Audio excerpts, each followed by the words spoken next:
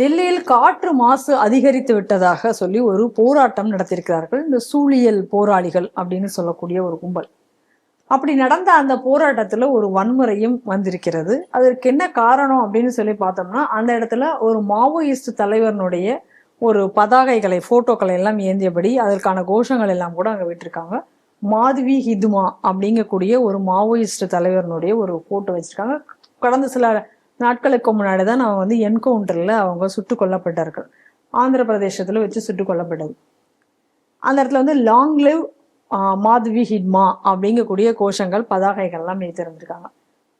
அதே போல அந்த இடத்துல இந்த வன்முறை வெடிப்பதற்கு முன்னாடி ஒருத்தர் வச்சு ஒரு இதை வச்சிருந்ததையும் குறிப்பிட்டிருக்காங்க. பிர்சா முண்டாவிலிருந்து மாதவி ஹிட்மா வரை நாம் வந்து காடுகளுக்காகவும் இந்த சுற்றுப்புற சூழ்நிலைகளுக்காகவும் போராடத்தான் செய்து கொண்டிருக்கிறோம் அப்படின்னு போராட்டங்கள் தொடரத்தான் செய்கின்றன அப்படிங்கிற மாதிரியான ஸ்லோகன்கள் எல்லாம் அவங்க வைத்திருந்திருக்காங்க.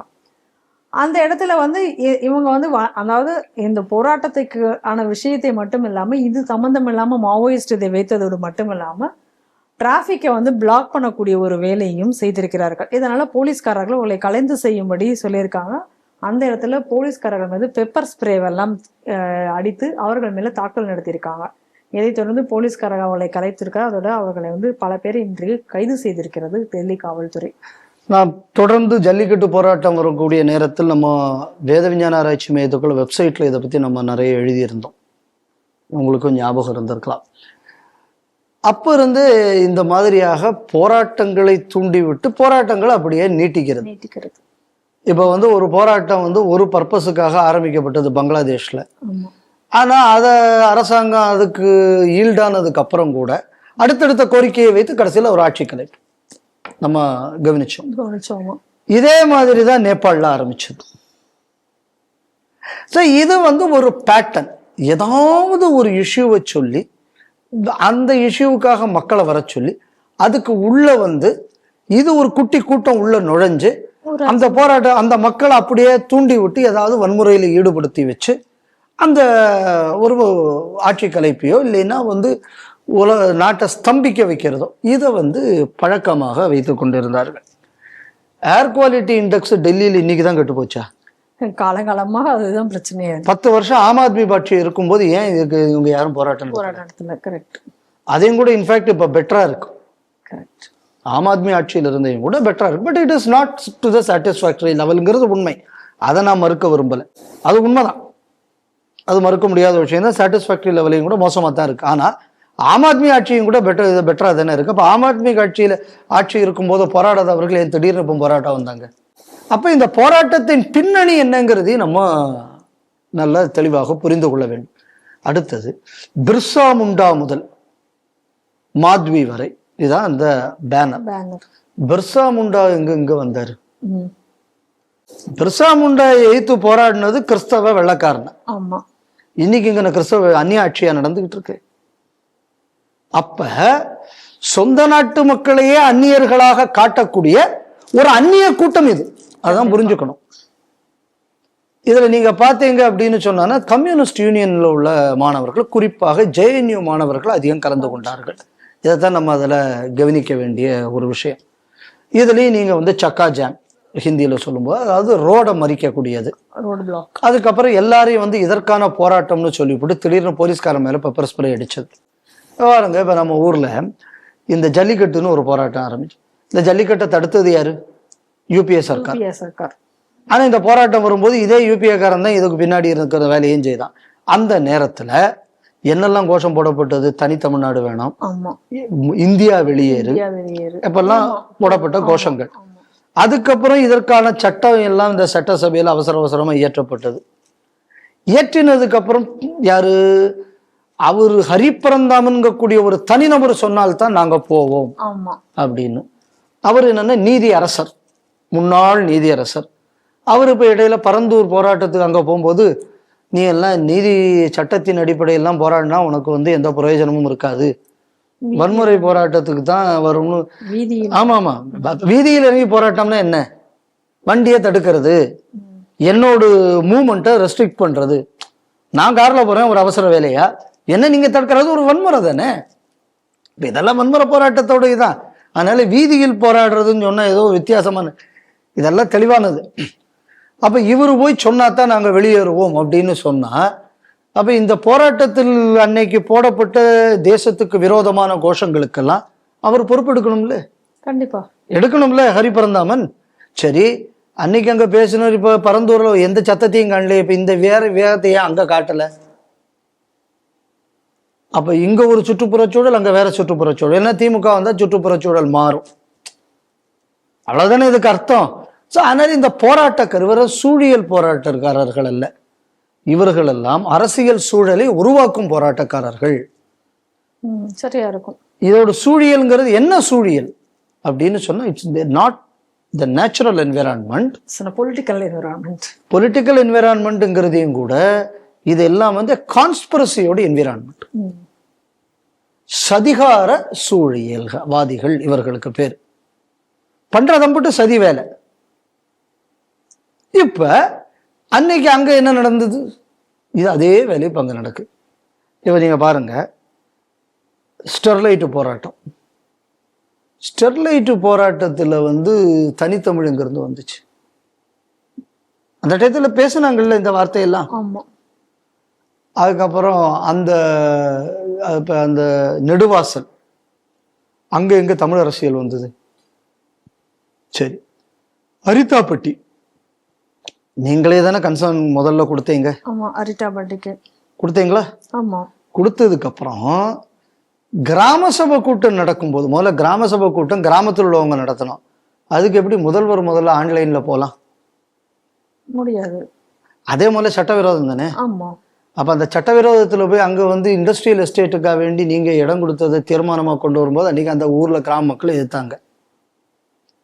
சரி, அப்ப இந்த சூழியல்வாதிகள்லாம் இப்ப எங்க போனாங்க? டங்ஸ்டன் வரும்போது சூழியல்வாதிகள்லாம் வந்தாங்க, உடனே முதல்வர்லாம் பேசினாரு. இப்ப இண்டஸ்ட்ரியல் எஸ்டேட்டு வந்து சட்டவிரோதமாக கிராம சபை கூட்டத்தில் முதல்வர் கலந்துட்டார் ஃபர்ஸ்ட்ல. அதுக்கப்புறம் தீர்மானத்தையும் இவரே கொண்டு வர்றாரு. கிராம சபை கூட்டத்துல கிராம சபையிலேயே தீர்மானம் கொண்டு வரணும். அப்ப இந்த சூழியல்வாதிகள்லாம் எங்க போனாங்க? அப்ப இந்த சூழியல்வாதிகளுக்குள்ள நோக்கம் என்பதெல்லாம் வேற ஒன்றும் கிடையாது. ஏதாவது ஒரு இஷ்யூ, அது இல்லாத இஷ்யூ எப்படியாவது ஏற்படுத்தணும், ஏற்படுத்தி மக்களை மூளைச்சலவை செய்து அந்த இஷ்யூவை நோக்கி தள்ளணும், அது உள்ள பூந்து ஒரு கலவரத்தை ஏற்படுத்த வேண்டும். இதுதான் இது. என்ன அப்படின்னு பார்த்தாச்சுன்னா, இன்னைக்கு வந்து இந்த போராட்டத்துக்கு இடையில இந்த மாதவியை பத்தி இவங்க கொண்டுறாங்க. யார் இந்த மாதவின்னு யாராவது பார்த்தோம்னா, 20க்கும் 25க்கும் இடையில தாக்குதல்களை காவல்துறையினருக்கு மீது நடத்திய கிட்டத்தட்ட 26 பாதுகாப்புத்துறை அதிகாரிகளுக்கு மேல தாக்குதல் நடத்தின ஒரு நக்சல் இந்த மாதவி. பிர்சா முண்டாவோட ஒப்புடுறீங்க அப்படின்னு சொன்னா என்ன ஒரு துணிச்சல் இருக்கணும். தேசத்துக்காக பாடுபட்டவன் பிர்சா முண்டா. இந்த தேசமே இல்லைன்னு சொல்லக்கூடியவன் நீ. தேசியத்துக்காக, அவர்கள் பண்பாட்டுக்காக பாடுபட்டவர் பிர்சா முண்டா. அதற்காக போராடினார். நீ என்ன சொல்ற? இந்த பண்பாடே அயோக்கியத்தனமானதுன்னு பேசுறது தானே உங்க கம்யூனிஸ்டோட சித்தாந்தம். நீ எப்படியா பிர்சா முண்டாவோட இதை ஒப்பிடலாம்? ஒரு கணக்கு வழக்க வேண்டாம் எதை செய்யணும்னு? இந்த ஐடென்டிட்டியை நீ ஏத்துப்பியா? அவங்க சொல்லக்கூடிய அந்த தெய்வத்தை நீ ஏத்துக்கிறியா? ரிலிஜியஸ் ஓபியம்னு தானே நீ சொல்ற. பிர்சா முண்டா ரிலிஜியஸ் ஓபியம் சொல்லல, இந்த ரிலிஜியனுக்காக தான் பிர்சா முண்டா போராடினார். அப்ப இந்த ஈக்வேட்டி, இப்போ அவர் ஒரு எஸ்டாப்ளிஷ்டு ட்ரைபல் ஹீரோ. இப்ப அந்த இடத்துல நீங்க மாத்வியை வந்து நீங்க இணை வைக்கிறீர்கள். இப்ப துலுக்க பாஷையில நான் சொல்றேன், அப்படிதானே சொல்லுவாங்க, இணை வைக்கிறீர்கள். எதுக்கு இணை வைக்கணும்? ரெண்டுக்கு சம்மந்தமே இல்லையே. இது எப்படின்னா நீங்க கவனிக்கணும். நம்ம நாட்டுல ராமசாமி நாயக்கரை இவங்க பேர் நாராயண குருவுக்கு பக்கத்துல போய் இணை வைப்பான். சம்மந்தம் இருக்கு? கிடையவே இல்லை. ரெண்டும் ஆப்போசிட் டைமென்ஷன். வெள்ளைக்காரன் இந்த நாட்டை விட்டு போகாதேன்னு காலில் விழுந்த ராமசாமி நாயகனை காந்தியோட ஒப்பிட்டு பேசுறாரு. அப்ப இந்த மாதிரியான சம்பந்தமே இல்லாத ஆட்களை புது ஐடென்டிட்டி அந்த கம்யூனிட்டிக்கு கொடுக்கறது. இப்ப பாருங்க, இப்ப தமிழ்நாட்டில் கூட நான் சொல்றேன், பட்டியலினத்தை எடுத்துங்க ஒரு சின்ன உதாரணத்துக்கு.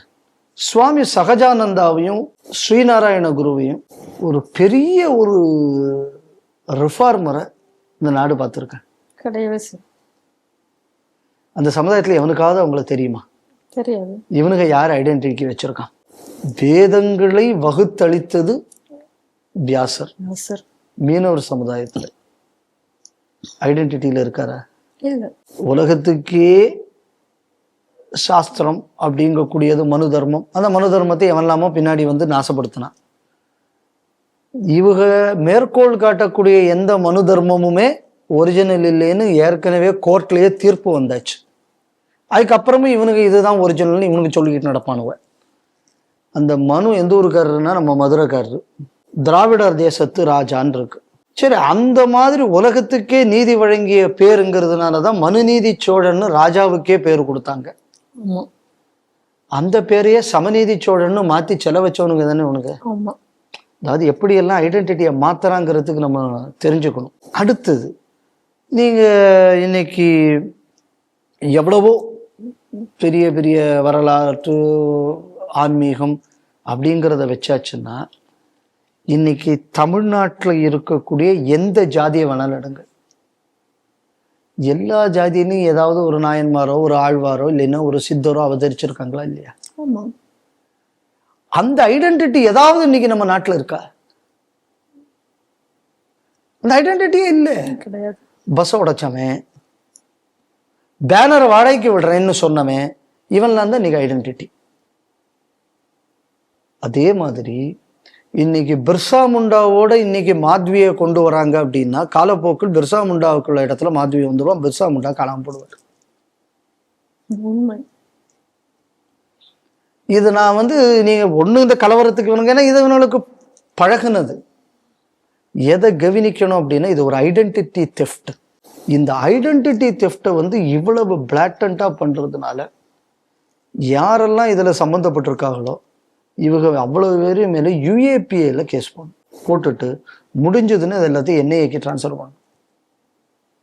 ஏன்னா இதெல்லாம் அகேன்ஸ்ட் த நேஷன். நீங்க வந்து ஒரு நாட்டில் உங்க நாட்டோட படைகள் இன்னைக்கு வந்து நக்சல் இதெல்லாம் பேண்ட் ஆர்கனைசேஷன். இந்த எய்த்து இன்னைக்கு வந்து எவ்வளவு காவல்துறையினர் இறந்து போயிருக்காங்க, எவ்வளவு பொதுமக்கள் கொல்லப்பட்டிருக்கிறார்கள், எவ்வளவு தலைவர்கள் இவர்களால் கொல்லப்பட்டிருக்கிறார்கள், எவ்வளவு அரசு அதிகாரிகள் கொல்லப்பட்டிருக்கிறார்கள். சரி, இது எல்லாத்தையும் கூட ரோட போட்டா விடமாட்டான், பாலங்கட்ட விடமாட்டான், பள்ளிக்கூடத்தை நடத்த விடமாட்டான். இவன் என்னடா மக்களுக்கு செய்தான்? மக்களுக்கு பிடுங்கண்ணா மக்களுக்கு பிடுங்கண்ணாங்கிறான்ல. எந்த நக்சல் ஏரியால ஏன் டெவலப்மெண்ட் இல்லை? அப்ப நீ ஒரு சாம்ராஜ்யம் நடத்தணும் என்பதற்காக அப்பாவி குழந்தைகளுக்கு படிப்பு கொடுக்க கூடாது. என்ன கொடூரம்! இந்த மாதிரி ஒரு கூட்டத்தை நீங்க பிர்சா முண்டாவுடன் ஒப்பிடுறீங்க அப்படின்னு சொன்னா, பிர்சா முண்டாவை அழிச்சிட்டு அடுத்த ஒரு ஐடென்டிட்டி நீங்க கூட எப்படி? தமிழ்னா என்ன ஐடென்டிட்டி நமக்கு? சங்க இலக்கியங்கள் தமிழுக்கு ஐடென்டிட்டி, அதுக்கு பின்னாடி வந்த இலக்கியங்கள்லாம் தமிழுக்கு ஐடென்டிட்டி. இன்னைக்கு எல்லா மண்ணாங்கட்டையும் போயிட்டு தமிழை காட்டம்பராண்டின்னு மொழின்னு சொன்னவன் தமிழுக்கு ஐடென்டிட்டி ஆகலையா? இன்னைக்கு ஈவே ராமசாமியே ஆக்கலையா? இதே மாதிரியான வேலை நடந்து கொண்டிருக்கிறது. இது என்ன அப்படின்னா, பழங்குடி மக்கள் தேசத்துக்கு எதிரான திருப்பக்கூடிய ஒரு முயற்சியாக நாம் பார்க்க. ஏற்கனவே இங்க ஒருத்தர் பிடிச்சி இந்த தமிழ் வளர்ச்சி துறையில போட்டிருக்காரு. அவர் ஏதோ ஒரிசாலெல்லாம் வேலை பார்த்தாரு, பாலகிருஷ்ணன் ஒருத்தரை போட்டிருக்காரு. அந்த ஆளு கூட போய் இடையில ஒரு வீடியோ போட்டிருக்காரு, ஸ்டெயின்ஸை அப்படி எல்லாம் எரித்து கொண்டு விட்டார்களே. ஏற்கனவே இந்த ஆள் வந்து அங்கங்க போய் தமிழ்ல இல்லாத இதை வந்து தமிழ்ல இருக்கிறதையே தமிழ்ல இல்லைன்னு சொல்லி பேசக்கூடிய ஒரு தற்குறி. தவ்வையை யார் மோசமானவன் என்று சொன்னான் அப்படின்னு பெருசா ஒன்ன போட்டு அவன் கடைசியில நம்ம ஆள் ஒருத்தர் நேர போய் வள்ளுவர் தாண்டா சொன்னார்னு சொன்ன உடனே 9 துவாரத்தையும் மூடிட்டு போயிட்டா அப்படி. ஸோ அப்ப இந்த மாதிரியாக ஐடென்டிட்டி தெஃப்டுக்காக பலரை இன்று அரசாங்கத்தில் உள்ள பதவிகளிலும் இவர்கள் வேலை செய்து வருகிறார்கள். அதனால இதை நான் வந்து ஒரு சாமானிய ஒரு விஷயமாக ஏதோ கலவரத்தை ஏற்படுத்தினா அப்படின்னு நான் பார்க்கல. இது வந்து ஒரு திட்டமிட்ட ஒரு ட்ரைபல் பாப்புலேஷனையே இந்த தேசத்துக்கு எதிராக திருப்புவதற்கான முயற்சியாகவும் பார்க்கப்படணும். பொல்யூஷன்க கூடிய பேர்ல தொடர் கலவரத்தை ஏற்படுத்துவதற்கான ஒரு முயற்சியாகவும் இது பார்க்கப்பட வேண்டும். மூன்றாவதாக, நாடு முழுக்க இந்த மாதிரியான கலவரம் தொடர்ந்து ஏற்படுது. ஏன்னா இந்த ஜென்சியை வச்சு பண்ணணும் அப்படிங்கக்கூடியதை ராகுல் பேசினா அப்படி, சஞ்சய் ராவத் பேசினா அப்படி, இதே மாதிரியான பல பேச்சுக்கள் தொடர்ந்து இன்னைக்கு எதிர்கட்சிகளால் பேசப்பட்டு வருகிறது. இன்னைக்கு இந்த பின்னணியில் காங்கிரஸ் கட்சிக்கும் தொடர்பு இருக்கா என்பதும் அறியப்பட வேண்டும். அப்படி அறிஞ்சிருந்தாச்சுன்னா, நான் முன்னாடியே சொல்லிக்கிட்டு வர்றேன், ராகுல் காந்தி பிஜேபிக்கு பலம் என்பதில் எந்த மாற்று கருத்தும் கிடையாது. அதே நேரத்தில் அரசியல் ரீதியாக பிஜேபி ஜெயிக்கலாம். ஆனால் தேச விரோத நடவடிக்கைகளுக்கு இந்த மாதிரியான விஷயங்களை தேச விரோதிகள் பெருமளவில் பயன்படுத்தும் போது அரசியல் லாபத்தை பாஜக பார்க்கக்கூடாது, தேசத்தின் லாபத்தை தான் பார்க்க வேண்டும். UAPA சட்டத்தின் கீழ் இவர்கள் கைது செய்யப்பட வேண்டும் என்பது ஒரு முக்கியமான அம்சமாக நான் பார்க்கிறேன்.